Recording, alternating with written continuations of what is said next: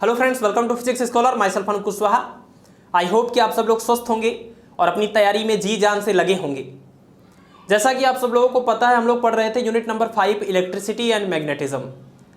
Total 16 lecture में ये unit cover होना है, जिसमें से 8 लेक्चर अभी तक अपलोड हो चुके हैं और बहुत ही जल्द बचे हुए 8 लेक्चर को भी हम अपलोड करेंगे। लेकिन इस पूरी यूनिट का जो नोट्स है वो हमने ऑलरेडी आपको प्रोवाइड कर दिया है, तो तब तक आप लोग उस नोट से पढ़ाई कर सकते हैं, इस पूरे यूनिट को रिवाइज कर सकते हैं। ठीक है ना। चलिए, तो लेक्चर नंबर 9 है आज की इस क्लास में, जिसमें टॉपिक हम डिस्कस करेंगे मैग्नेटिज्म एंड मैटर के बारे में। ओवरऑल इस पूरे लेक्चर में हम 3 मेजर टॉपिक्स को कवर करेंगे। एक तो डाइपोल मोमेंट के बारे में हम पढ़ेंगे, दूसरा अर्थ के मैग्नेटिज्म के बारे में पढ़ेंगे, और तीसरा है कि जो मैग्नेटिक बिहेवियर रखने वाले मटेरियल्स होते हैं, यानी डायामैग्नेटिक, पैरामैग्नेटिक और फेरोमैग्नेटिक, इनके बारे में हम स्टडी करेंगे, इनकी प्रॉपर्टीज के बारे में स्टडी करेंगे। ठीक है, चलिए तो लेक्चर को स्टार्ट करते हैं एक बहुत ही आसान से इंट्रोडक्शन से, टॉपिक से कि मैग्नेट क्या होता है और मैग्नेट की क्या प्रॉपर्टीज होती हैं। देखिए, ग्रीक कंट्री में मैग्नीशिया नाम की जगह पर Fe3O4 मतलब आयरन के ऑक्साइड मिले पत्थर के फॉर्म में, जिनको हम लोड स्टोन या फिर मैग्नेटाइट या फिर ब्लैक आयरन ऑक्साइड भी बोलते हैं। इनके अंदर कुछ खास तरह के मटेरियल को अट्रैक्ट करने की प्रॉपर्टी थी, जैसे कि कोबाल्ट हुआ, निकिल हुआ और आयरन हुआ, जिनको हम लोग आगे फेरोमैग्नेटिक मटेरियल बोलेंगे। तो इस कुछ खास तरह के मटेरियल्स को इसके अंदर अट्रैक्ट करने की प्रॉपर्टी थी। इसी मटेरियल को मैग्नीशिया नाम की जगह पर मिलने की वजह से इसका नाम रख दिया गया मैग्नेट। नेचर में ये जिस फॉर्म में हमको मिलता है उसको हम बोलते हैं नेचुरल मैग्नेट। नेचुरल मैग्नेट जो होता है उसकी इंटेंसिटी मतलब उसकी जो ताकत, स्ट्रेंथ होती है वो बहुत कम होती है और उसका शेप बड़ा ही रैंडम होता है।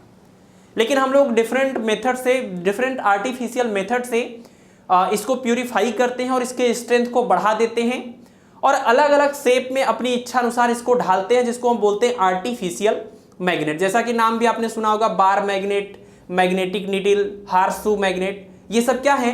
ये सब आर्टिफिशियल मैग्नेट है। ठीक है। अच्छा, अब ये जो आर्टिफिशियल मैग्नेट आपके पास होते हैं, उस आर्टिफिशियल मैग्नेट में 2 पोल्स होते हैं, एक नॉर्थ पोल होता है और एक साउथ पोल होता है। मतलब मैग्नेट में जिस सिरे पर मैग्नेटिक स्ट्रेंथ सबसे ज्यादा होती है उसको हम पोल्स बोलते हैं। एक होता है नॉर्थ पोल और एक होता है साउथ पोल। ठीक। अब इसी अगर मैग्नेट की हम कुछ प्रॉपर्टीज की बात करें कि कौन कौन सी बेसिक प्रॉपर्टीज होती हैं किसी भी मैग्नेट में, तो किसी भी मैग्नेट में जो बेसिक प्रॉपर्टीज है वो ये कुछ खास प्रॉपर्टीज हैं। जैसे सबसे पहला है अट्रैक्टिव प्रॉपर्टी, मतलब किसी भी मैग्नेट के अंदर फेरोमैग्नेटिक मटेरियल जैसे आयरन हुआ, कोबाल्ट हुआ, निकिल हुआ, इन सब को अपनी तरफ अट्रैक्ट करने की प्रॉपर्टी होती है। ठीक है। दूसरी प्रॉपर्टी क्या होती है मैग्नेट के अंदर? ये होती है डायरेक्टिव प्रॉपर्टी। डायरेक्टिव का मतलब क्या? किसी भी आर्टिफिशियल बार मैग्नेट को अगर आप फ्रीली ऐसे सस्पेंड करते हैं तो वो हमेशा जियोग्राफिकल नॉर्थ साउथ डायरेक्शन में जाकर के टिक जाता है, मतलब उसी में जाकर के वो रुक जाता है। इस प्रॉपर्टी को हम बोलते हैं मैग्नेट का डायरेक्टिव प्रॉपर्टी। मतलब बार मैग्नेट हमेशा अर्थ के नॉर्थ और साउथ डायरेक्शन के अक्रॉस या अलोंग जाकर के ये रुक जाता है। इसी प्रॉपर्टी को हम बोलते हैं डायरेक्टिव प्रॉपर्टी। ठीक है। इसके अलावा एक प्रॉपर्टी ये है कि जो सेम पोल्स होते हैं, जैसे नॉर्थ नॉर्थ पोल हुआ या साउथ साउथ पोल्स हुआ, तो सेम जो पोल्स होते हैं उनके बीच में रिपल्सन होता है, अपोजिट जो पोल्स होते हैं उनके बीच में अट्रैक्शन होता है। मतलब नॉर्थ पोल किसी दूसरे मैग्नेट के साउथ पोल को अट्रैक्ट करेगा, लेकिन किसी दूसरे मैग्नेट के नॉर्थ पोल को रिपेल करेगा। तो सेम सेम पोल्स में रिपल्सन होता है और अपोजिट पोल्स में अट्रैक्शन होता है। ये भी मैग्नेट की एक बेसिक प्रॉपर्टी है। ठीक है। प्रॉपर्टी नंबर 4 क्या है? Monopoles does not exist. तो इसको तो हमने आपको लास्ट लेक्चर में ही बता दिया था जब हमने पढ़ा था Gauss law of magnetism. Gauss law of magnetism जो कहता है कि del dot B is equal to 0, मतलब मैग्नेटिक फील्ड का जो डाइवर्जेंस होता है वो 0 होता है। ये आया था गॉस लॉ ऑफ मैग्नेटिज्म से, और इसका कंक्लूजन यही था कि मैग्नेटिक मोनोपोल एग्जिस्ट नहीं करते। जैसे चार्ज की अगर हम बात करें तो चार्ज में एक सिंगल पॉजिटिव चार्ज पॉसिबल है, सिंगल नेगेटिव चार्ज भी पॉसिबल है, लेकिन मैग्नेट में सिंगल नॉर्थ पोल या सिंगल साउथ पोल पॉसिबल नहीं है। इसको हम बोलते हैं कि magnetic monopoles does not exist. ठीक है, ये ध्यान रखना है आपको, ये बहुत ही इंपॉर्टेंट प्रॉपर्टी है। और गॉस लॉ ऑफ मैग्नेटिज्म से ये बात कंफर्म हुई थी। जैसे अगर ये हमारे पास एक बार मैग्नेट है, इसमें एक नॉर्थ पोल है, एक साउथ पोल है, आप इसको कितने भी छोटे टुकड़े में तोड़ दीजिए, हमेशा इसके पास एक नॉर्थ पोल होगा और एक साउथ पोल होगा। सिंगल नॉर्थ पोल या सिंगल साउथ पोल आप कभी भी नहीं मिलेगा आपको देखने को। That means magnetic monopole does not exist. ठीक है, पांचवी जो प्रॉपर्टी है मैग्नेट की वो ये है कि मैग्नेटिक इंडक्शन। इंडक्शन मतलब ये होता है कि इंड्यूस करना। इंड्यूस करना का मतलब कोई भी प्रॉपर्टी जो दूसरे के अंदर नहीं है उस प्रॉपर्टी को उसके अंदर डाल देना या जबरदस्ती उसके अंदर वो प्रॉपर्टी डेवलप कर देना।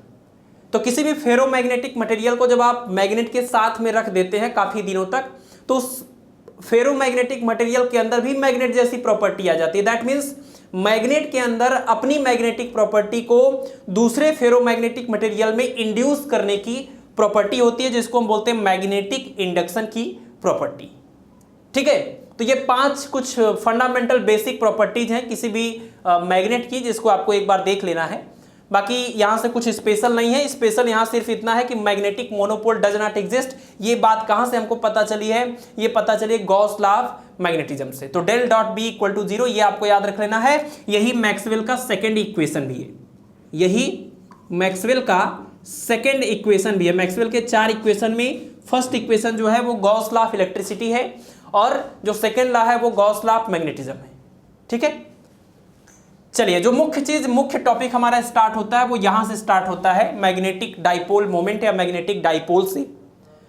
तो एक चीज आप देखेंगे कि यहां पर से जो भी चीजें हम पढ़ने वाले हैं मैग्नेट के बारे में, वो सारे फार्मूले, वो सारी प्रॉपर्टीज आप इलेक्ट्रिसिटी के केस में जितना भी आपने इलेक्ट्रिक चार्ज के बारे में पढ़ा था उसी से कंपेयर करते जाएंगे तो बड़े ही आसानी से ये सारे फार्मूले, सारे कॉन्सेप्ट आपको याद हो जाएंगे। इस दौरान आपको करना क्या है, कंपेयर करते हुए नॉर्थ पोल को पॉजिटिव चार्ज के इक्विवेलेंट मानना है, इसके एनालॉगस लेना है, और साउथ पोल को नेगेटिव चार्ज के इक्विवेलेंट लेना है। यानी जिस तरह से बिहेवियर नेगेटिव चार्ज का होता है वैसा बिहेवियर यहाँ पर साउथ पोल का होता है, जो वहां पर पॉजिटिव चार्ज का होता है उसके करस्पॉन्डिंग जो बिहेवियर है वो किसका है? नॉर्थ पोल का। ठीक है, चलिए तो मैग्नेटिक डाइपोल की बात कर लेते हैं। जिस तरह से आपने इलेक्ट्रिक डाइपोल पढ़ा था वैसे ही ये मैग्नेटिक डाइपोल है। इलेक्ट्रिक डाइपोल में हम क्या कहते थे? दो इक्वल और अपोजिट चार्जेज एक दूसरे से स्मॉल डिस्टेंस पर होंगे, उसको इलेक्ट्रिक डाइपोल बोला जाएगा। तो यहां पर भी वही चीज है कि दो इक्वल और अपोजिट मैग्नेटिक पोल्स की अब बात करेंगे ना, चार्ज तो है नहीं, ये तो मैग्नेट की बात कर रहे हैं ना, हम चार्ज की बात थोड़ी कर रहे हैं कि प्लस चार्ज और माइनस चार्ज। हम ये कहेंगे कि दो इक्वल और अपोजिट मैग्नेटिक पोल्स, तो अगर एक नॉर्थ पोल है और एक साउथ पोल है, दोनों की स्ट्रेंथ, दोनों की ताकत बराबर है, लेकिन दोनों अलग अलग नेचर के है ना, ये नॉर्थ पोल और ये साउथ पोल है। जबकि चार्ज वाले केस में क्या होता था? एक पॉजिटिव चार्ज और एक नेगेटिव चार्ज होता था। तो दो इक्वल और अपोजिट मैग्नेटिक पोल्स अगर एक स्मॉल डिस्टेंस पर हो तो इस पूरे सिस्टम को, इस अरेंजमेंट को हम बोलते हैं मैग्नेटिक डाइपोल। इसी तरह से आप कहते थे दो इक्वल और अपोजिट चार्जेज एक दूसरे से स्मॉल डिस्टेंस पर हो तो इसको हम बोलते थे इलेक्ट्रिक डाइपोल। फिर वहां पर आता था इलेक्ट्रिक डाइपोल का मोमेंट, जिसमें हम दोनों चार्जेस में से कोई एक चार्ज लेते थे और उनके बीच के सेपरेशन से मल्टीप्लाई करते थे। सिमिलरली यहां पर भी आपको मिलेगा मैग्नेटिक डाइपोल मोमेंट, और सेम पैटर्न पर फार्मूला है magnetic dipole moment m is equal to दोनों में से किसी भी एक का पोल स्ट्रेंथ यूज करिए। अच्छा, ये जो m है इसको हम पोल स्ट्रेंथ भी बोलते हैं और इसको मैग्नेटिक चार्ज भी बोलते हैं। पोल स्ट्रेंथ आप कह सकते हैं इसको, या इसी को आप मैग्नेटिक चार्ज भी बोल सकते हैं। और बिल्कुल उसी तरीके से कूलॉम्स लॉ को आप यूज कर सकते हैं जैसे आपने इलेक्ट्रिक चार्जेस के लिए यूज किया था। बस अंतर इतना आएगा कि वहां पर हम Q1 और Q2 लिखते थे, यहां पर हम M1 और M2 लिखेंगे। वहां पर जो कांस्टेंट आता था वो आता था 1/4 पाई एप्सिलॉन नॉट, यहां पर जो कांस्टेंट आएगा वो आएगा म्यू नॉट अपॉन 4 पाई। ठीक है, मतलब कांस्टेंट जो इलेक्ट्रिसिटी वाला कांस्टेंट होता है वो वहां पर यूज होगा, जो मैग्नेटिज्म वाला कांस्टेंट होता है वो आपने पिछले लेक्चर में भी देखा, वो यहां पर यूज करेंगे। वहां पर हम चार्ज यूज करते थे, यहां पर पोल स्ट्रेंथ यूज करेंगे। ठीक है, तो दोनों में से किसी भी एक का पोल स्ट्रेंथ और उनके बीच का जो सेपरेशन है उससे मल्टीप्लाई करने पर जो क्वांटिटी हमको मिलती है उसको हम बोलेंगे magnetic dipole moment. Magnetic dipole moment, तो कैपिटल M से इसको हम एक्सप्रेस कर रहे हैं। और magnetic dipole moment is equal to pole strength into 2L, और ये एक वेक्टर क्वांटिटी है। जैसे आपने देखा था इलेक्ट्रिक डाइपोल मोमेंट भी एक वेक्टर क्वांटिटी होती थी, दोनों में से कोई एक चार्ज लेते थे और उनके बीच का सेपरेशन था उससे मल्टीप्लाई करते थे। इलेक्ट्रिक डाइपोल मोमेंट भी एक वेक्टर क्वांटिटी थी जिसका डायरेक्शन होता था नेगेटिव चार्ज से पॉजिटिव चार्ज की ओर। अब इसी तरह से आप समझ सकते हैं कि मैग्नेटिक डाइपोल मोमेंट का डायरेक्शन किधर होना चाहिए। जैसे अगर यहाँ पर नेगेटिव चार्ज से पॉजिटिव चार्ज की ओर डायरेक्शन है और नेगेटिव चार्ज साउथ पोल के इक्विवेलेंट होता है, पॉजिटिव चार्ज नॉर्थ पोल के इक्विवेलेंट होता है, तो इसका मतलब कि जो ये मैग्नेटिक डाइपोल मोमेंट है इसका डायरेक्शन किधर से किधर होना चाहिए, साउथ पोल से नॉर्थ पोल की ओर, साउथ पोल से नॉर्थ पोल की ओर। तो आप डायरेक्शन याद कर सकते हैं मैग्नेटिक डाइपोल मोमेंट का बार मैग्नेट के लिए डायरेक्शन किधर है, साउथ पोल से नॉर्थ पोल की ओर। ठीक है, चलिए इसके यूनिट वगैरह के बारे में हम लोग बात करेंगे उस फार्मूले से जिसको हमने लास्ट लेक्चर में डिस्कस किया था कि जब भी किसी करंट कैरिंग लूप को मैग्नेटिक फील्ड के अंदर रखते हैं तो उसके ऊपर एक टॉर्क लगता है। तो उस फार्मूले के ऊपर भी डिस्कस करेंगे और किसी भी एटम के चारों ओर जो रिवॉल्व करने वाले इलेक्ट्रॉन हैं उनका भी हम मैग्नेटिक डाइपोल मोमेंट डिस्कस करेंगे। लेकिन उससे पहले आप इसका स्क्रीनशॉट ले लीजिए या इसको नोट कर लीजिए। जैसा कि आप सब लोगों को पता है, आपने लेक्चर नंबर 7 में देखा था कि किसी करंट कैरिंग लूप को किसी यूनिफॉर्म मैग्नेटिक फील्ड के अंदर रख दिया जाए तो उसके ऊपर एक टॉर्क लग रहा होता है और उस टॉर्क का फार्मूला क्या था, tau equal to NIAB sine theta. जहां पर B क्या है, यहां पर जो मैग्नेटिक फील्ड है नॉर्थ और साउथ पोल के बीच में वो मैग्नेटिक फील्ड है, और थीटा क्या है, थीटा है इसका जो इसके एक्सिस से पास होने वाला जो नॉर्मल है, इसके एक्सिस से पास होने वाला जो नॉर्मल है उसके और मैग्नेटिक फील्ड के बीच का एंगल, उसके और मैग्नेटिक फील्ड के बीच का एंगल है। तो अगर हम NIA को, ये जो पूरा टर्म है NIA, अगर इसको हम एक सिंबल दे दें M, तो फार्मूला बन जाएगा टॉर्क का tau equal to MB sine theta. और इस फार्मूले को अगर हम इलेक्ट्रिक डाइपोल के ऊपर लगने वाले टॉर्क के फार्मूले से कंपेयर करें, जब किसी इलेक्ट्रिक डाइपोल को किसी यूनिफॉर्म इलेक्ट्रिक फील्ड में रखते हैं तो उसके ऊपर भी टॉर्क लगता है और उसका फार्मूला क्या था, tau equal to PE sine theta. तो आप देखिए यहाँ पर थीटा की जगह पर थीटा है, बी की जगह पर ई है, लेकिन जहाँ पर पी था वहाँ पर क्या मिल रहा है, एम। तो जैसे इलेक्ट्रिक डाइपोल के लिए हम बात करते थे, यहाँ पर इलेक्ट्रिक फील्ड आता था, यहाँ पर इस लूप के लिए मैग्नेटिक फील्ड आ गया है। यहाँ पर जो पी था उसको बोलते थे इलेक्ट्रिक डाइपोल मोमेंट, तो इस एम को हम क्या बोलेंगे, मैग्नेटिक डाइपोल मोमेंट। यानी ये m जो है यहाँ पर इस b के अलावा ये जितना भी टर्म आपको मिलेगा, इस b के अलावा जो भी कुछ यहाँ पर था वो सब का सब है मैग्नेटिक डाइपोल मोमेंट। यानी किसी भी लूप को, करंट कैरिंग लूप को जब मैग्नेटिक फील्ड में रखते हैं तो उसका जो मैग्नेटिक डाइपोल मोमेंट है वो आता है NIA। लेकिन आपको ये भी पता है कि मैग्नेटिक डाइपोल मोमेंट तो उसके लिए आएगा जो मैग्नेट होगा, जो मैग्नेटिक डाइपोल होगा। इसका मतलब ये करंट कैरिंग लूप जो है वो एक मैग्नेटिक डाइपोल की तरह बिहेव कर रहा है। तो ध्यान रखिएगा, कोई भी करंट कैरिंग लूप एक मैग्नेटिक डाइपोल का एग्जाम्पल होता है। तो 3 एग्जाम्पल आप ध्यान रखें। एक तो बार मैग्नेट आपका मैग्नेटिक डाइपोल, सबसे सिंपल तरीका हुआ। जो बार मैग्नेट है वो तो मैग्नेटिक डाइपोल है, उसमें सीधे सीधे आपको नॉर्थ पोल साउथ पोल दिख रहा है। इसके अलावा जो करंट कैरिंग लूप है, जो करंट कैरिंग लूप है किसी भी शेप का, जो करंट कैरिंग लूप होता है वो भी मैग्नेटिक डाइपोल का ही एग्जाम्पल होता है।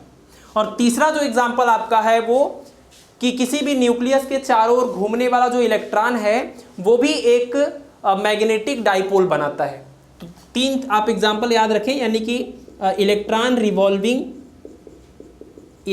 Revolving around the nucleus. ठीक है, ये सब के सब क्या है, मैग्नेटिक डाइपोल। अगर ये मैग्नेटिक डाइपोल हैं तो इनका मैग्नेटिक डाइपोल मोमेंट भी होना चाहिए। तो बार मैग्नेट का मैग्नेटिक डाइपोल मोमेंट तो आपने बड़ा सिंपल सा देख लिया, M equal to M into 2L। और इसका डायरेक्शन कैसे निकाला जाएगा, साउथ पोल से नॉर्थ पोल की ओर। लेकिन किसी करंट कैरिंग लूप का मैग्नेटिक डाइपोल मोमेंट का फार्मूला क्या है, तो ये मैग्नेटिक डाइपोल मोमेंट का फार्मूला हो गया NIA। और यहीं से आप मैग्नेटिक डाइपोल मोमेंट का यूनिट निकाल सकते हैं, जहां पर n क्या है, इस लूप में नंबर ऑफ टर्न्स, I का मतलब इसके अंदर फ्लो होने वाला करंट, और A का मतलब इसका एरिया। तो यहां से अगर हम यूनिट निकालें तो ये इसका कोई यूनिट नहीं है, ये एम्पियर में होगा और ये मीटर स्क्वायर में। तो मैग्नेटिक डाइपोल मोमेंट का जो यूनिट हो गया वो क्या हो गया, एम्पियर मीटर स्क्वायर। ठीक है, तो अगर आप यहाँ पर एम्पियर मीटर स्क्वायर रख देते हैं और ये आपका लेंथ है, तो यहाँ से आप पोल स्ट्रेंथ की यूनिट निकाल सकते हैं, ठीक है ना। तो पोल स्ट्रेंथ की यूनिट निकालने के लिए आपको इस मैग्नेटिक डाइपोल मोमेंट का यूनिट यहाँ से रखना पड़ेगा। तो ये सबसे इंपॉर्टेंट फार्मूला है मैग्नेटिक डाइपोल मोमेंट का, ठीक है। चलिए, तो दोनों के लिए फार्मूला तो आप जान गए और इसके लिए डायरेक्शन भी आपने देख लिया, साउथ पोल से नॉर्थ पोल की ओर डायरेक्शन होता है। लेकिन करंट कैरिंग लूप के लिए जो मैग्नेटिक डाइपोल मोमेंट है उसका डायरेक्शन किधर होगा? तो किसी भी करंट कैरिंग लूप के लिए जो मैग्नेटिक डाइपोल मोमेंट होता है उसका डायरेक्शन निकालने के लिए आप ये रूल इस्तेमाल कर सकते हैं, right hand thumb rule. Right hand thumb rule जो आपको कहता था कि करंट के डायरेक्शन में राइट हैंड के फिंगर्स को कर्ल कीजिए, तो जो थंब है वो आपको मैग्नेटिक फील्ड का डायरेक्शन बताता है। तो वही जो इस करंट की वजह से जो मैग्नेटिक फील्ड प्रोड्यूस होगा वही मैग्नेटिक डाइपोल मोमेंट का भी डायरेक्शन होता है। तो same right hand thumb rule को आप यहां पर अप्लाई करिए।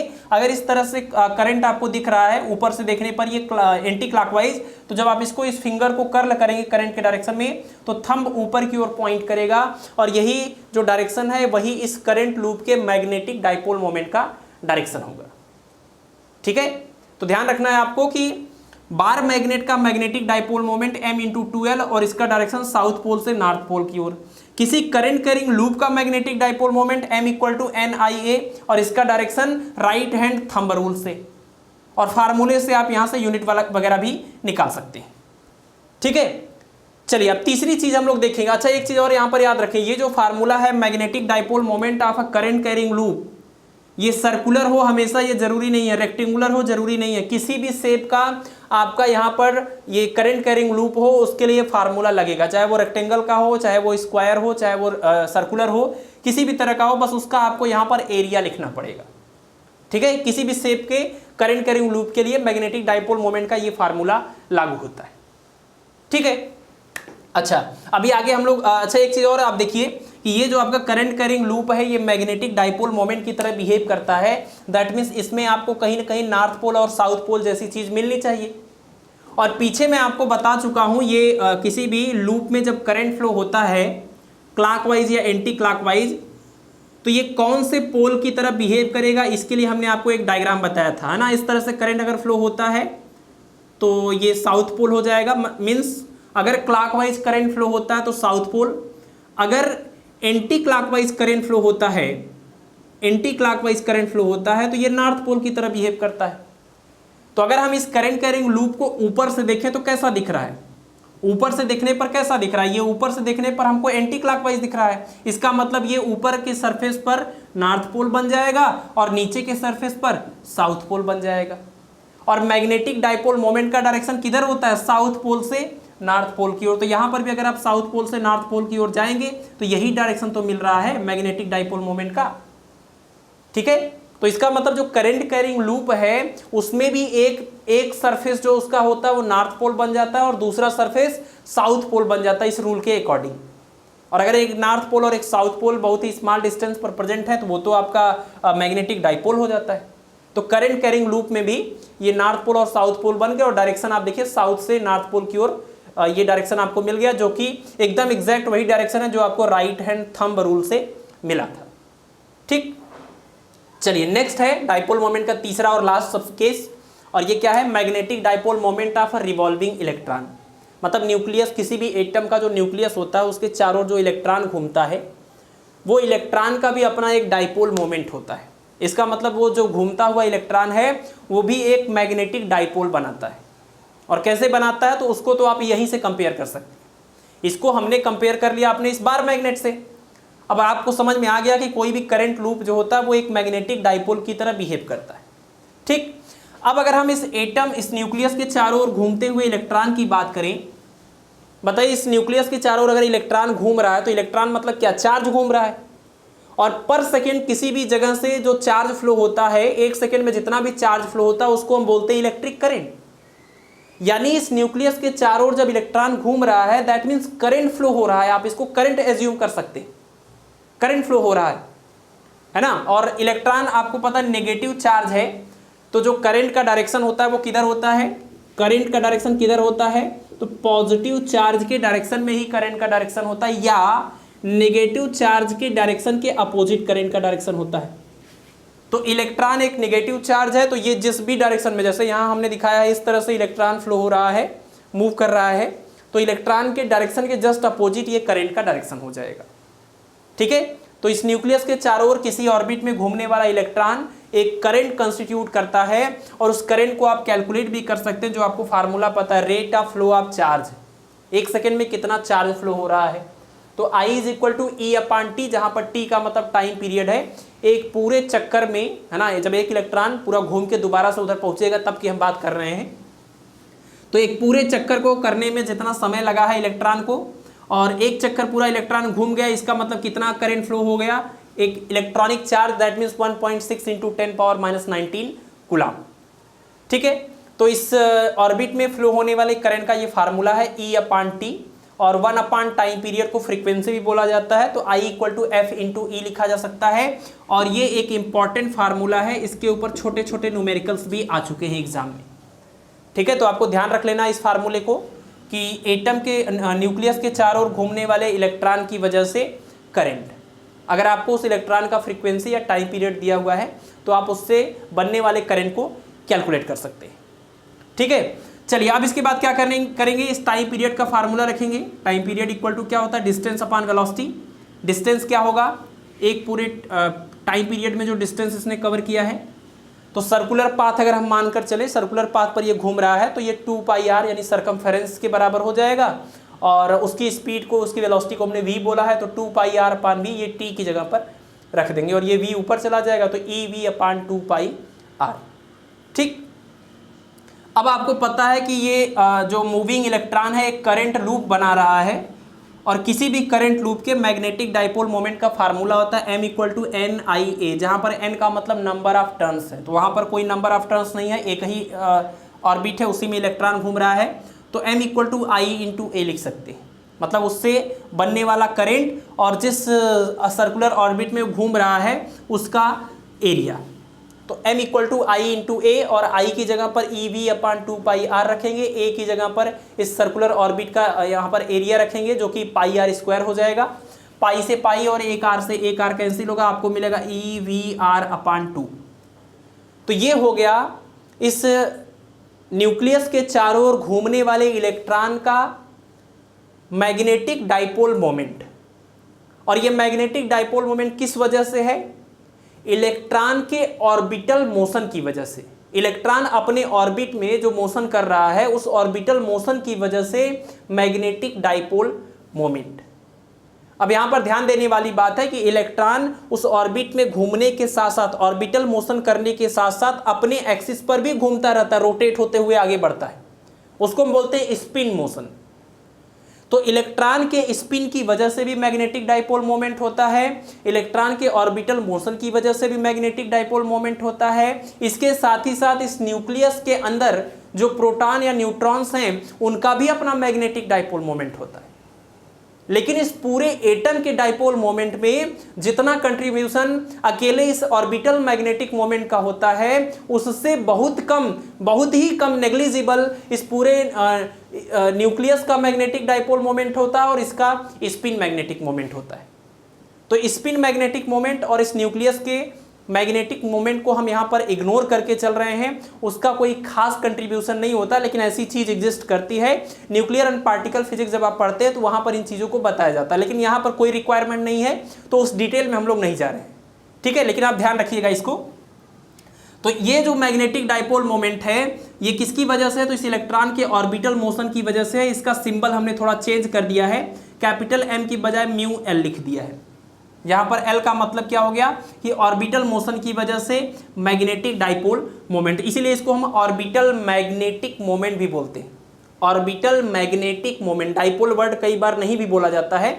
तो ऑर्बिटल मैग्नेटिक मोमेंट का मतलब कि ऑर्बिटल मोशन की वजह से मैग्नेटिक डाइपोल मोमेंट। तो इस इलेक्ट्रॉन का ऑर्बिटल मैग्नेटिक मोमेंट है mu L equal to EVR/2। इस फार्मूले को भी आप याद कर सकते हैं, ठीक है। अब यहाँ पर एक चीज़ आता है कि ये इलेक्ट्रॉन मान लीजिए v वेलोसिटी से ये घूम रहा है इस ऑर्बिट में और इसका जो रेडियस है वो है r। तो इस इलेक्ट्रॉन का हम निकाल सकते हैं एंगुलर मोमेंटम। एंगुलर मोमेंटम जिसको हम L या J से एक्सप्रेस करते हैं, बहुत जगहों पर J लिखा रहता है सिंबल। तो एंगुलर मोमेंटम अगर निकालें तो क्या होता है एंगुलर मोमेंटम? तो इसकी डिफिनीशन हमने आपको मैकेनिक्स में बताया था कि लीनियर मोमेंटम के मोमेंट को, लीनियर मोमेंटम के मोमेंट मतलब समझते हैं ना, जब डिस्टेंस से मल्टीप्लाई होता है तो मोमेंट वर्ड यूज होता है। जैसे यहीं पर आप देख लीजिए, ये है मैग्नेटिक डाइपोल मोमेंट, तो आप देखिए यहाँ पर लेंथ से मल्टीप्लाई हुआ है कि नहीं। कहीं पर भी आप ध्यान रखिएगा, जब मोमेंट वर्ड आता है तो मोमेंट का मतलब डिस्टेंस, वहाँ पर कहीं ना कहीं कुछ डिस्टेंस का मल्टीप्लाई हो रहा होगा, ठीक है।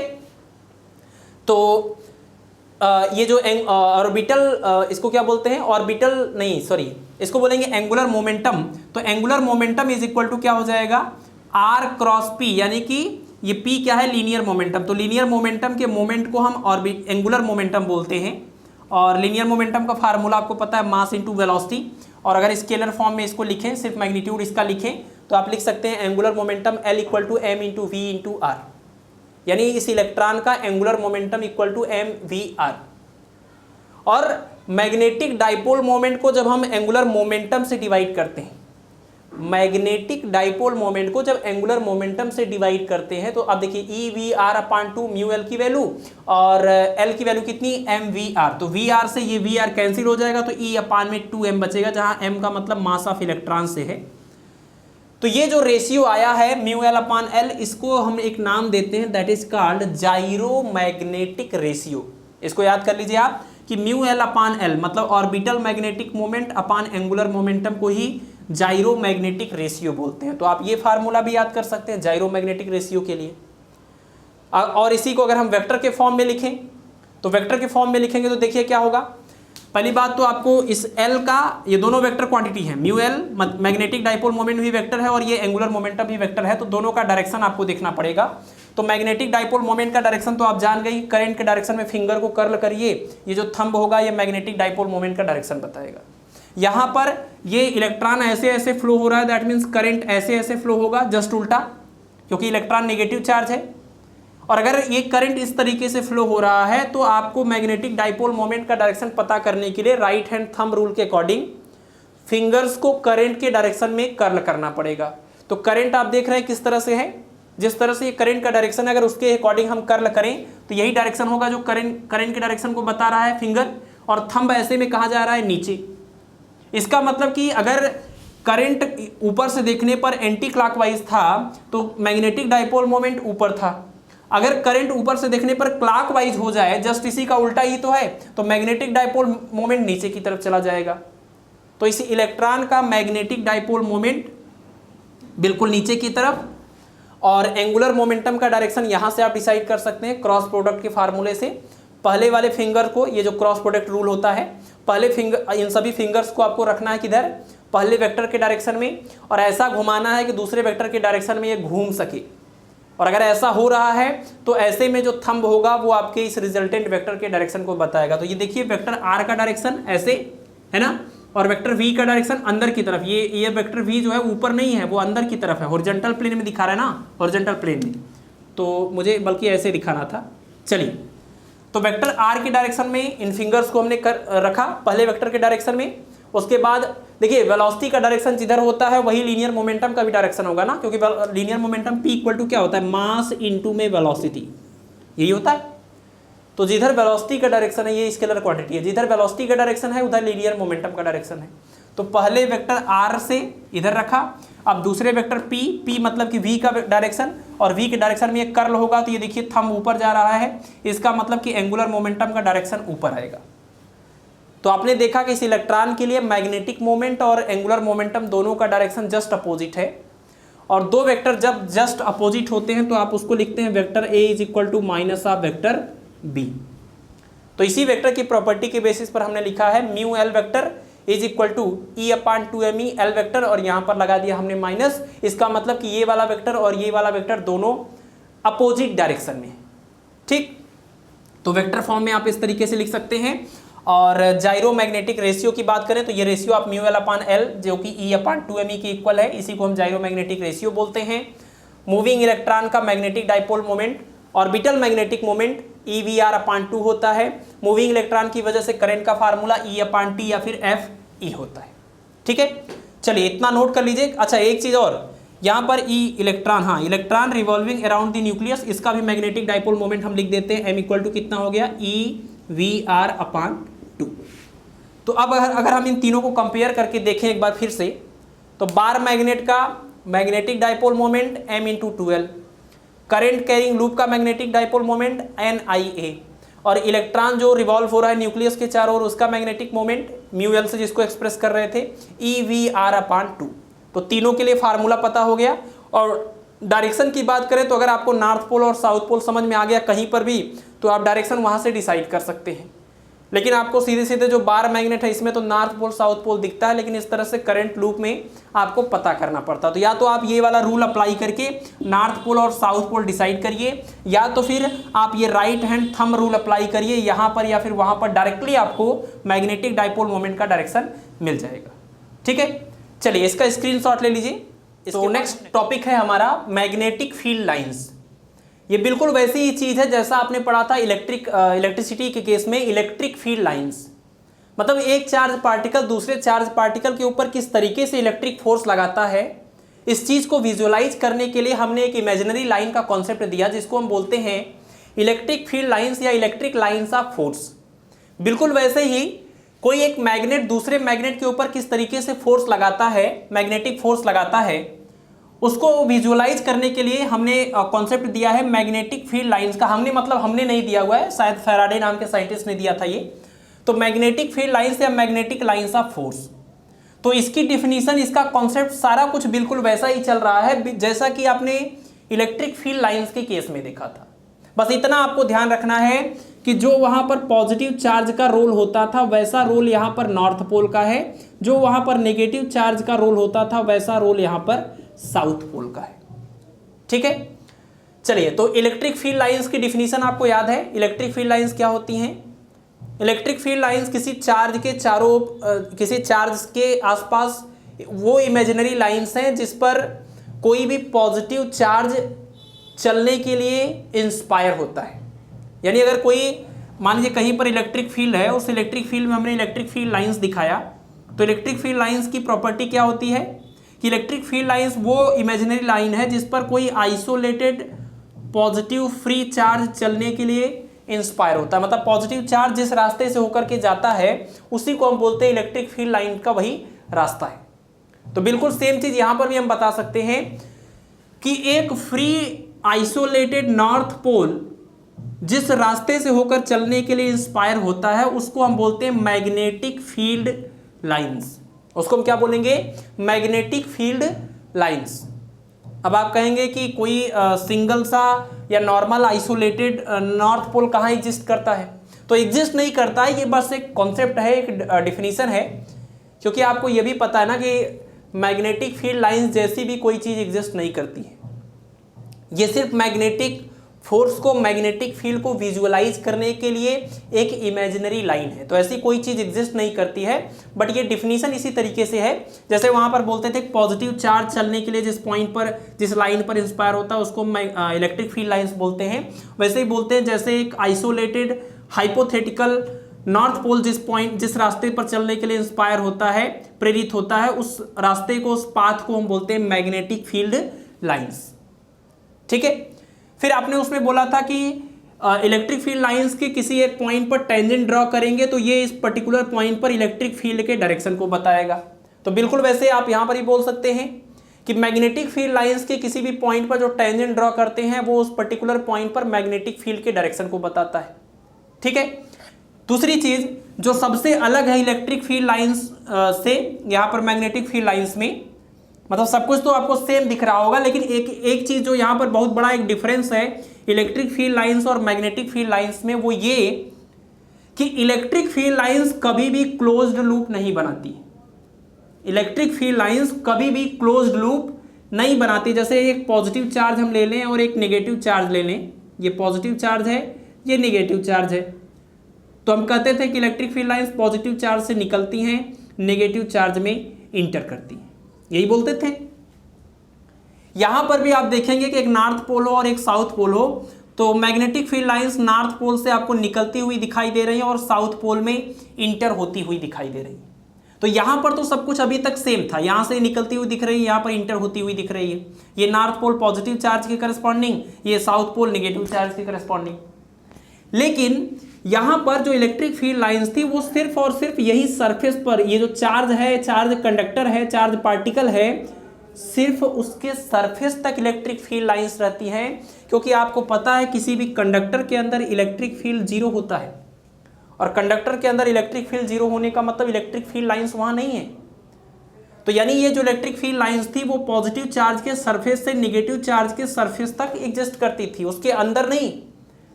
जबकि मैग्नेटिक फील्ड लाइंस बाहर बाहर तो हैं ही, इस मैग्नेट के अंदर भी हैं, बाहर बाहर नॉर्थ पोल से साउथ पोल की ओर ये जा रही हैं, और मैग्नेट के अंदर अगर आप देखें तो साउथ पोल से नॉर्थ पोल की ओर जा रही हैं। तो ये एक बहुत बड़ा डिफरेंस है इलेक्ट्रिक फील्ड लाइंस और मैग्नेटिक फील्ड लाइंस में, कि इलेक्ट्रिक फील्ड लाइंस कभी भी क्लोज्ड कर्व नहीं बनाती हैं, जबकि मैग्नेटिक फील्ड लाइंस हमेशा कंटिन्यूअस क्लोज्ड लूप या कंटिन्यूअस क्लोज्ड कर्व बनाती है। ठीक है, तो यही एक डिफरेंस आपको ध्यान रखना है। बाकी जो प्रॉपर्टी है वो एक ही जैसी है, बहुत ज़्यादा कोई डिफरेंस नहीं इसके अलावा है। और इसके अलावा फिर आपने देखा था कि इलेक्ट्रिक फील्ड लाइंस कभी भी एक दूसरे को इंटरसेक्ट नहीं करती हैं सॉरी, क्यों नहीं इंटरसेक्ट करती है? क्योंकि आपको पता है कि इलेक्ट्रिक फील्ड लाइंस के किसी पॉइंट पर जब आप टेंजेंट ड्रॉ करते हैं तो वो इलेक्ट्रिक फील्ड के डायरेक्शन को बताती है। अगर दो इलेक्ट्रिक फील्ड लाइंस एक दूसरे को इंटरसेक्ट करेंगी तो ये जो पॉइंट ऑफ इंटरसेक्शन होगा वो दोनों के ऊपर लाई करेगा, और दो टेंजेंट पॉसिबल होंगे, और एक ही पॉइंट पर इलेक्ट्रिक फील्ड के दो डायरेक्शन दिखाए जाएंगे, जो कि पॉसिबल नहीं है।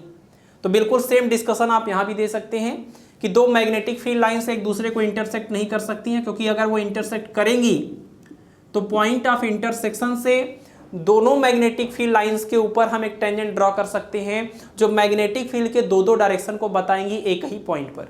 तो एक ही पॉइंट पर मैग्नेटिक फील्ड के दो डायरेक्शन पॉसिबल नहीं है, इसलिए ये जो हमने एज्यूम किया है, जो हमारा ये एजम्पशन है कि दो मैग्नेटिक फील्ड लाइंस एक दूसरे को इंटरसेक्ट करती हैं, ये भी पॉसिबल नहीं। फिर इसी तरीके से हम बताते थे कि अगर इलेक्ट्रिक फील्ड लाइंस एक दूसरे के पैरेलल हैं और इक्वी डिस्टेंट है तो इसका मतलब यूनिफॉर्म इलेक्ट्रिक फील्ड। बिल्कुल वैसे ही आप बोल सकते हैं कि मैग्नेटिक फील्ड लाइंस अगर एक दूसरे के पैरेलल है और इक्वी डिस्टेंस है, मतलब यूनिफॉर्म मैग्नेटिक फील्ड को ये शो कर रही हैं। और जहां पर मैग्नेटिक फील्ड लाइंस पास पास है वहां पर मैग्नेटिक फील्ड स्ट्रांग है, जहां पर मैग्नेटिक फील्ड लाइंस दूर दूर है वहां पर मैग्नेटिक फील्ड वीक है। तो यहां पर मैग्नेटिक फील्ड स्ट्रांग है, यहां पर मैग्नेटिक फील्ड वीक है, that means magnetic field uniform नहीं है, इसलिए इसको हम बोलेंगे नॉन यूनिफॉर्म मैग्नेटिक फील्ड। यहां पर हर जगह आपको मैग्नेटिक फील्ड एक ही जैसा मिलेगा, इसलिए इसको हम बोलेंगे यूनिफॉर्म मैग्नेटिक फील्ड। तो सारी प्रॉपर्टी जो मैग्नेटिक फील्ड लाइंस की हैं वो बिल्कुल वैसी हैं जैसी इलेक्ट्रिक फील्ड लाइंस की थी, सिर्फ ये प्रॉपर्टी नंबर 2 को छोड़ के। ठीक है, और इसी तरीके से सारे वो फार्मूले भी आपको मिलेंगे, जैसे कि इलेक्ट्रिक डाइपोल की वजह से आपने एक्सियल, इक्वेटोरियल और किसी भी जनरल पॉइंट पर इलेक्ट्रिक फील्ड कैलकुलेट किया था, वैसे ही हम मैग्नेटिक डाइपोल की वजह से भी कैलकुलेट करेंगे। मैग्नेटिक डाइपोल की वजह से एक्सियल, इक्वेटोरियल और किसी भी जनरल पॉइंट पर मैग्नेटिक फील्ड का फार्मूला। अंतर सिर्फ इतना आएगा कि इलेक्ट्रिक फील्ड के केस में जो हमारे पास कांस्टेंट था वो था 1/4 पाई एप्सिलॉन नॉट, और मैग्नेटिक फील्ड के केस में हमारे पास जो कांस्टेंट आएगा वो क्या आएगा, म्यू नॉट अपान 4 पाई। यहां पर हमारे पास जो इलेक्ट्रिक डाइपोल मोमेंट था उसको हम P से एक्सप्रेस करते थे, यहां जो हमारे पास मैग्नेटिक डाइपोल मोमेंट है उसको हम M से एक्सप्रेस करेंगे। सिर्फ इतना अंतर आएगा, बाकी चीजें एकदम पैटर्न सेम है। तो आप देखिए, magnetic field due to a bar magnet, यानी किसी मैग्नेटिक डाइपोल की वजह से। बार मैग्नेट क्या है, मैग्नेटिक डाइपोल है ना। तो ये मान लीजिए हमारे पास एक बार मैग्नेट है, ये नॉर्थ पोल है या साउथ पोल है। हमने पिछला जो फार्मूला लिखा था इलेक्ट्रिक डाइपोल के लिए, उसमें हमने यहाँ पर पॉजिटिव चार्ज दिखाया था, यहाँ पर निगेटिव चार्ज। तो आपको पता है नॉर्थ पोल पॉजिटिव चार्ज के करस्पॉन्डिंग और साउथ पोल नेगेटिव चार्ज के। तो इस बार मैग्नेट की वजह से इसके मिड पॉइंट से r डिस्टेंस पर कोई पॉइंट P लें, तो इस पॉइंट P पर मैग्नेटिक फील्ड का फार्मूला B = म्यू नॉट अपान 4 पाई 2m अपान r क्यूब। वहां उसमें क्या आता था 1/4 pi epsilon not 2p upon r cube. ठीक है, वेक्टर के फॉर्म में अगर लिखें तो यहां पर वेक्टर आप लगा सकते हैं, यहां भी वेक्टर लगा सकते हैं। दैट मीन्स मैग्नेटिक फील्ड का डायरेक्शन वही आपको मिलेगा जो कि मैग्नेटिक डाइपोल मोमेंट का, और मैग्नेटिक डाइपोल मोमेंट का डायरेक्शन किधर होता है, साउथ पोल से नॉर्थ पोल की ओर। दैट मीन्स ये, तो यही यहां पर मैग्नेटिक फील्ड का डायरेक्शन हो जाएगा। ठीक है, तो सेम चीज वहां पर भी आपको मिला था कि इलेक्ट्रिक डाइपोल मोमेंट और इलेक्ट्रिक फील्ड दोनों का डायरेक्शन सेम था, तो इस तरीके का एक्सप्रेशन वहाँ भी मिलता था। इसी तरह से अगर हम इक्वेटोरियल पोजीशन पर बात करें, मैग्नेटिक डाइपोल के बिल्कुल परपेंडिकुलर कोई पॉइंट अगर ले लें, तो वहाँ पर डाइपोल मोमेंट का जो फार्मूला आएगा, उस फार्मूले और इस फार्मूले में बस इतना अंतर है कि यहाँ पर जो 2m होता था, यहाँ पर इसमें क्या मिलेगा, m मिलेगा, है ना। इसमें 2m मिलता है और यहाँ पर m मिलेगा, इतना अंतर आता था। और एक चीज़ क्या था कि जो डायरेक्शन यहाँ पर आपको मिलता है मैग्नेटिक फील्ड का, वो मैग्नेटिक फील्ड का डायरेक्शन डाइपोल मोमेंट के डायरेक्शन के जस्ट अपोजिट। डाइपोल मोमेंट का डायरेक्शन किधर होता है, साउथ पोल से नॉर्थ पोल की ओर। ये डाइपोल मोमेंट का डायरेक्शन हो गया। तो डाइपोल मोमेंट का डायरेक्शन हो गया साउथ पोल से नॉर्थ पोल की ओर, लेकिन यहाँ पर जो मैग्नेटिक फील्ड आपको मिलेगा उसका डायरेक्शन इस डाइपोल मोमेंट के जस्ट अपोजिट है, इसीलिए यहाँ पर माइनस लगा दिया है। ठीक।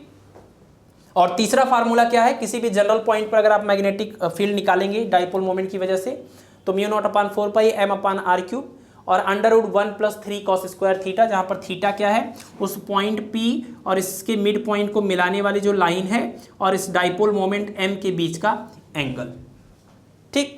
तो ये बिल्कुल फार्मूला उसी तरह से आपको दिख रहा है जैसा कि आपने इलेक्ट्रिक डाइपोल के लिए पढ़ा था, तो इसको नोट कर लें। तो नेक्स्ट टॉपिक है हमारा टॉर्क ऑन मैग्नेटिक डाइपोल, यानी अगर किसी मैग्नेटिक डाइपोल को यूनिफॉर्म मैग्नेटिक फील्ड में रख दें, बिल्कुल वैसे ही जैसे आपने इलेक्ट्रिक डाइपोल को यूनिफॉर्म इलेक्ट्रिक फील्ड में रखा था। तो जब यूनिफॉर्म इलेक्ट्रिक फील्ड में हम इलेक्ट्रिक डाइपोल को रखते हैं तो पॉजिटिव चार्ज पर इलेक्ट्रिक फील्ड के डायरेक्शन में फोर्स लगता था और निगेटिव चार्ज पर इलेक्ट्रिक फील्ड के अपोजिट डायरेक्शन में। अब यहाँ पर मैग्नेटिक डाइपोल में क्या होगा, नॉर्थ पोल जो कि पॉजिटिव चार्ज के इक्विवेलेंट होता है, करस्पॉन्डिंग होता है, तो नॉर्थ पोल पर जो फोर्स लगेगा वो फील्ड के डायरेक्शन में और साउथ पोल पर जो फोर्स लगेगा वो फील्ड के अपोजिट डायरेक्शन में। फार्मूला क्या होगा, बिल्कुल उसी तरीके का फार्मूला जैसे वहां पर होता था F = Q × में E, मतलब कि चार्ज इंटू इलेक्ट्रिक फील्ड। वैसे यहाँ पर भी क्या होगा, अब चार्ज तो यहाँ पर है नहीं, +- तो लिखेंगे नहीं, यहाँ पर हम पोल्स की बात करते हैं, पोल स्ट्रेंथ की बात करते हैं। तो नॉर्थ पोल पर जो फोर्स लगेगा फील्ड के डायरेक्शन में वो होगा पोल स्ट्रेंथ, इसका पोल स्ट्रेंथ इंटू में मैग्नेटिक फील्ड। इसी तरीके से साउथ पोल पर भी फोर्स लगेगा pole strength into magnetic field, सिर्फ डायरेक्शन अपोजिट हो जाएगा, ये फील्ड के डायरेक्शन में और ये फील्ड के अपोजिट। तो ये दोनों फोर्स एक दूसरे के इक्वल और अपोजिट होने की वजह से इस मैग्नेटिक डाइपोल को इस तरीके से ऐसे घुमाने की कोशिश करेंगे, ऐसे मतलब मैग्नेटिक फील्ड के डायरेक्शन में ये उसके अलाइन करना चाहते हैं। दैट मीन्स ये दोनों मिल करके एक टॉर्क बनाते हैं, एक कपुल बनाते हैं और वो कपुल जो है इसके ऊपर एक टॉर्क लगा रहा है। उस टॉर्क का फार्मूला क्या होगा, तो इलेक्ट्रिक डाइपोल के लिए होता था PE sin theta, magnetic dipole के लिए MB sin थीटा। वेक्टर के फॉर्म में कहे तो tau equal to vector M cross vector B। Vector M का डायरेक्शन किधर है, तो साउथ पोल से नॉर्थ पोल की ओर, यानी कि ये है वेक्टर M का डायरेक्शन और ये किसका डायरेक्शन है, वेक्टर B का। तो वेक्टर M और वेक्टर B के बीच का ये जो एंगल है, यही एंगल क्या है, थीटा है। ठीक है। तो किसी भी मैग्नेटिक डाइपोल को मैग्नेटिक फील्ड में रखने पर उसके टॉर्क का ये फार्मूला हो गया। अब आपको पता है कि अगर हम इस मैग्नेटिक डाइपोल को थीटा एंगल से इधर रोटेट करें, इस जिस डायरेक्शन में ये टॉर्क इसको घुमाना चाहता है, ऐसे इसको इधर ले आना चाहता है, लेकिन अगर हम इसके अपोजिट थीटा एंगल घुमाना चाहें तो हमको कुछ वर्क करना पड़ेगा और जितना हम इसके ऊपर वर्क करेंगे वो पूरा का पूरा वर्क इसका क्या बन जाएगा, मैग्नेटोस्टैटिक पोटेंशियल एनर्जी। ये क्या बन जाएगा, इस डाइपोल का पोटेंशियल एनर्जी। इसी तरीके से इलेक्ट्रिक फील्ड में जब डाइपोल को हम घुमाते थे तो घुमाने में जितना भी वर्क करना पड़ता था वो क्या बन जाता था, उसकी इलेक्ट्रिक पोटेंशियल एनर्जी। ठीक है। तो जब इस डाइपोल को मान लीजिए हम θ1 कंडीशन से θ2 कंडीशन में घुमाना चाहेंगे इस टॉर्क के अगेंस्ट, तो हमको कुछ वर्क करना पड़ेगा और जितना भी वर्क करना पड़ेगा वो वर्क क्या होगा, MB cos θ1 - cos θ2, बिल्कुल उसी फार्मूले के करस्पॉन्डिंग जिसका नाम था PE cos θ1 - cos θ2। ठीक है। तो θ1 से θ2 तक घुमाने में किया गया काम, और जो किया गया काम है ये क्या है, ये θ1 से θ2 स्थिति में जो इसकी पोटेंशियल एनर्जी है उसका डिफरेंस है ना। θ1 स्थिति में जब था तो कुछ पोटेंशियल एनर्जी थी, इसको जब घुमा करके आपने किसी एक कंडीशन में ले गए तो वहां पर भी कुछ पोटेंशियल एनर्जी है। तो जितना आपने घुमाने में वर्क किया वो एक्चुअल में इसकी पोटेंशियल एनर्जी का डिफरेंस हो गया। ठीक है। तो delta U = W = MB cos θ1 - cos θ2, और इसमें अगर हम ये मान लें कि θ1 = 90, θ1 = 90 क्यों ले रहे हैं, क्योंकि थीटा की वैल्यू जब आप 90 रखेंगे तो पोटेंशियल एनर्जी की जो वैल्यू आएगी या वर्क डन जो आएगा वो 0 हो जाएगा। और हम जो पोटेंशियल एनर्जी किसी भी जैसे किसी चार्ज का जब हमको पोटेंशियल बताना होता था, किसी सिस्टम का जब पोटेंशियल एनर्जी हमको बताना होता था तो हम क्या कहते थे, इनफाइनाइट से यहाँ तक लाने में किया गया वर्क डन। इनफाइनाइट क्यों लेते थे, क्योंकि इनफाइनाइट का पोटेंशियल एनर्जी हम मानते हैं 0, और यहाँ पर इस सिस्टम को बनाने में कुछ वर्क होगा तो इसका मतलब यहाँ की जो पोटेंशियल एनर्जी होगी वो नॉन जीरो होगी। अब यहाँ की पोटेंशियल एनर्जी हम कैसे पाएंगे, तो इन दोनों की पोटेंशियल एनर्जी का जो डिफरेंस होगा, क्योंकि ये 0 है तो इन दोनों की पोटेंशियल एनर्जी का जो डिफरेंस होगा वो इसकी पोटेंशियल एनर्जी के इक्वल ही तो होगा। तो वही चीज़ हम यहाँ भी करना चाहते हैं कि एक ऐसा कंडीशन जिसमें इसका पोटेंशियल एनर्जी 0 हो, उसके रिस्पेक्ट में अगर हम किसी दूसरे कंडीशन में पोटेंशियल एनर्जी बताएं तो ज़्यादा बेहतर होगा। तो इसीलिए हमने मान लिया कि θ1 = 0 90, यानी इनिशियल कंडीशन में ये डाइपोल ऐसे बिल्कुल मैग्नेटिक फील्ड के परपेंडिकुलर। तो मैग्नेटिक फील्ड के अगर परपेंडिकुलर होगा तो इसकी पोटेंशियल एनर्जी आ जाएगी कितनी, 0 आ जाएगी। अब इस 90 से अगर आप इधर घुमाएंगे या फिर इससे इधर घुमाएंगे तो जितना भी इस 90 वाले पोटेंशियल एनर्जी और उस कंडीशन में पोटेंशियल एनर्जी का जितना डिफरेंस होगा वो एक्चुअल में उस कंडीशन की पोटेंशियल एनर्जी के इक्वल होगा। ठीक है, तो इसीलिए हमने कहा कि अगर θ1 90 हो और θ2 को हम कोई एक जनरल सा नाम थीटा दे दे तो ये पोटेंशियल एनर्जी का फार्मूला जो है वो चेंज हो जाएगा mb cos θ, और इसको हम लिख सकते हैं m.b। तो पोटेंशियल एनर्जी इस तरीके से कई जगहों पर आपको लिखा हुआ मिलता है। तो उसका मेन कारण यही होता है कि θ1 = 90 के केस में जो पोटेंशियल एनर्जी मिलती है वो 0 मिलती है। ये बिल्कुल उसी के करस्पॉन्डिंग जैसे इनफाइनाइट से हम कंपेयर करते थे तो इनफाइनाइट की पोटेंशियल एनर्जी 0 थी, तो यहाँ पर इनफाइनाइट न लेकर के हम 90 डिग्री का केस लेते हैं। और सेम चीज इलेक्ट्रिक डाइपोल में भी होता है। ठीक है, तो अब ये तो हो गया आपका -m.b, ये आप कह सकते हैं कि पोटेंशियल किसी भी कंडीशन में, जिस भी कंडीशन में ये है, मतलब 90 डिग्री से स्टार्ट होगा, उसके बाद जिस भी कंडीशन में ये जाएगा उसमें ये पोटेंशियल एनर्जी का जनरल फार्मूला हो गया। और अगर हम इसमें एक कंडीशन बना देंगे 90 डिग्री के केस में शुरुआत में था और बाद में ये θ = 0, मतलब मैग्नेटिक फील्ड के डायरेक्शन में आ जाए, तो मैग्नेटिक फील्ड के डायरेक्शन में आ जाएगा, θ = 0 रख देंगे। तो जब 0 रख देंगे cos 0 की वैल्यू 1 -mb आ जाएगा, जो कि पोटेंशियल एनर्जी की मिनिमम वैल्यू है। इसको हम बोलते हैं स्टेबल इक्विलिब्रियम। इसी तरीके से अगर हम θ की वैल्यू 180 लिख दें यहाँ पर, तो cos 180 की वैल्यू -1 प्लस हो जाएगा, ये पोटेंशियल एनर्जी की मैक्सिमम वैल्यू है। इसको हम बोलते हैं कंडीशन ऑफ अनस्टेबल इक्विलिब्रियम। ठीक है, तो स्टेबल और अनस्टेबल इक्विलिब्रियम बिल्कुल इलेक्ट्रिक डाइपोल की तरह यहाँ पर ही फार्मूला मिलता है आपको। नेक्स्ट पॉइंट यहाँ पर आता है solenoid as an equivalent bar magnet, यानी कि जो सोलेनॉइड होता है, सोलेनॉइड मतलब कि वायर का जो पूरा एक नॉन कंडक्टिंग किसी पाइप के ऊपर, रॉड के ऊपर जब हम वायर को लपेट देते हैं और उसके अंदर करंट फ्लो करते हैं तो उसको हम बोलते हैं सोलेनॉइड। ये जो सोलेनॉइड होता है ये बार मैग्नेट के इक्विवेलेंट होता है, यानी सोलेनॉइड से बिल्कुल उसी तरह की मैग्नेटिक फील्ड बनती है जैसा कि एक बार मैग्नेट से बनता है। कैसे, देखिए जब सोलेनॉइड में आप करंट फ्लो करेंगे तो ये करंट का जो इसमें आपको डायरेक्शन मिलेगा क्लॉकवाइज या एंटी क्लॉकवाइज, जो भी डायरेक्शन मिलेगा इस रूल के अकॉर्डिंग, अगर इधर से करंट आपको दिख रहा है, इस तरह का करंट है, मतलब कि क्लॉकवाइज करंट है, तो ये साउथ पोल बन जाएगा, फिर ये नॉर्थ पोल बन जाएगा। अगर आपको करंट इधर ऐसा दिखता है एंटी क्लॉकवाइज, तो इसका मतलब ये नॉर्थ पोल बनेगा और ये आपका साउथ पोल बनेगा। तो अब इधर करंट क्लॉकवाइज दिखेगा कि एंटी क्लॉकवाइज, तो ये देखना पड़ेगा कि इस वाले टर्मिनल को आपने बैटरी के पॉजिटिव वाले टर्मिनल से जोड़ा है कि नेगेटिव वाले टर्मिनल से। ठीक है, तो जो भी हो, यहाँ पर नॉर्थ पोल बने या साउथ पोल बने, तो अगर ये नॉर्थ बनता है तो इधर साउथ हो जाएगा, ये साउथ बनता है तो इधर नॉर्थ बन जाएगा। दैट मीन्स एक नॉर्थ पोल और एक साउथ पोल, एक नॉर्थ पोल और एक साउथ पोल जब बन जाएगा तो ये बिल्कुल उसी तरीके का व्यवहार दिखाने लगेगा जैसा एक बार मैग्नेट दिखाता है। जैसे किसी बार मैग्नेट को जब फ्रीली सस्पेंड करते हैं तो हमेशा नॉर्थ साउथ डायरेक्शन में जाके रुकता है, तो इस सोलेनॉइड में भी जब करंट फ्लो करते हैं और इसके अंदर भी नॉर्थ और साउथ पोल बन जाते हैं तो ये भी एक नॉर्थ साउथ डायरेक्शन में जाकर के रुक जाता है। इसकी भी मैग्नेटिक फील्ड लाइंस उसी तरीके से मिलती हैं जैसे कि इसकी मैग्नेटिक फील्ड लाइंस। तो इसीलिए कहा जाता है कि सोलेनॉइड जो है वो एक बार मैग्नेट के इक्विवेलेंट होता है, या बार मैग्नेट सोलेनॉइड के इक्विवेलेंट होता है। ठीक है, चलिए नेक्स्ट एक बहुत ही इंपॉर्टेंट फार्मूला है जिसके ऊपर न्यूमेरिकल्स पूछे जाते हैं, वो है एंगुलर वाइब्रेशन, मतलब पीरियड ऑफ जो ऑसिलेशन है उसका फार्मूला। कि किसी भी डाइपोल को अगर हम, जैसे ये डाइपोल इस टाइम ऐसे है और ये जो मैग्नेटिक, ये टॉर्क जो इसके ऊपर लग रहा है वो इसको मैग्नेटिक फील्ड के डायरेक्शन में लाना चाहता है, तो अगर हम इसको थोड़ा सा इधर डिस्प्लेस करके छोड़ दें तो फिर से ये इधर आएगा, मतलब ये इस तरह से वाइब्रेट करने लगेगा। तो इसके ऑसिलेशन या वाइब्रेशन का जो टाइम पीरियड का फार्मूला है वो है 2π/ω या 2π√I/mb, जहाँ पर I का मतलब क्या है, यहाँ पर I का मतलब है मोमेंट ऑफ इनर्शिया। अब ये मोमेंट ऑफ इनर्शिया क्या होता है, मैकेनिक्स के लेक्चर में हमने खूब डिस्कस किया है। और M क्या है, यहाँ पर M is the magnetic dipole moment, magnetic dipole moment, और B का मतलब एक्सटर्नल मैग्नेटिक फील्ड। ठीक है, तो एंगुलर वाइब्रेशन ऑफ मैग्नेट का ये फार्मूला भी आप ध्यान रखें, इसके ऊपर भी न्यूमेरिकल पूछा जाता है। इन तीनों में से दो वैल्यू आपको गिवन रहेगी, इन तीनों में से एक वैल्यू आपको दी जाएगी, बाकी वैल्यू अनचेंज्ड रहेगा। तो आप लिखेंगे T1/T2 इक्वल टू रेशियो के फॉर्म में फार्मूला बदल जाएगा, फिर वहां से जो भी वैल्यू आपसे पूछी जाएगी वो आप निकाल सकते हैं।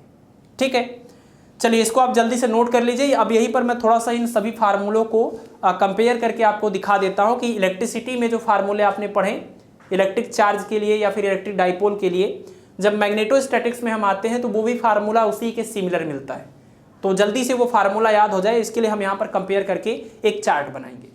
चलिए, तो ये सारे फार्मूले हमने यहाँ पर लिख दिए हैं जिनको कंपेयर करना था। तो ये इलेक्ट्रोस्टैटिक के केस में जो फार्मूले हैं वो हमने यहाँ पर लिखा और इसी के करस्पॉन्डिंग मैग्नेटोस्टैटिक्स के फार्मूले यहाँ पर हैं। तो सब कुछ आपने पहले ही पढ़ लिया है, कुछ समझाने की ज़रूरत नहीं है। ये है दो पॉइंट चार्जेस के बीच में फोर्स और ये है दो पोल्स के बीच में फोर्स।